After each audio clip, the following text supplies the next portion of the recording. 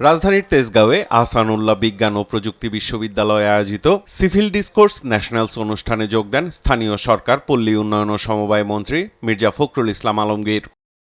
প্রধান অতিথির বক্তব্যে মির্জা ফখরুল বলেন, অনেক সমস্যা আছে, অনেক আর্থিক দুর্বলতা আছে, তারপরও যুবকদের, তরুণদের যে শক্তি, তাদের যে অদম্য আকাঙ্ক্ষা দেশকে সামনের দিকে এগিয়ে নিয়ে যাওয়ার, নিজেকে সামনে প্রতিষ্ঠিত করার, সেটা সবাইকে আশা যোগায়।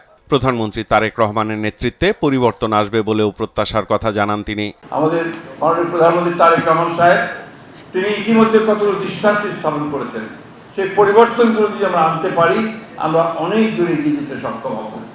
এই একটি মানুষ, আমি আপনাদেরকে শুধু আমার দল করি বলে বলছি না, তিনি 24 ঘন্টার মধ্যে প্রায় 18 ঘন্টায় কাজ করেন এবং তিনি সারাক্ষণ ভাবেন যে কী করে পরিবর্তন নিয়ে আসতে যাবে। এই পরিবর্তন আমাদেরকে আনতে হবে। ছাত্র তরুণদের আত্মত্যাগের মধ্য দিয়ে বাংলাদেশকে নতুন করে সাজানোর সুযোগ সৃষ্টি হয়েছে বলেও মন্তব্য করেন স্থানীয় সরকার মন্ত্রী।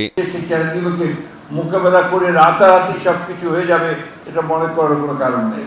কি তরুণরা তাদের যে ক্ষমতা দিয়ে একটা ফ্যাসিবাদকে হটিয়ে দিয়ে একটা গণতান্ত্রিক পরিবেশ সৃষ্টি করেছে, উদার একটা গণতান্ত্রিক ব্যবস্থাকে প্রতিষ্ঠা করবার সুযোগ এনে দিয়েছে।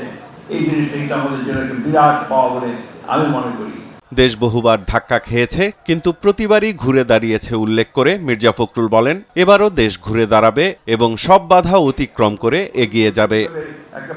সাইফুল রিপন, দেশ টিভি, ঢাকা।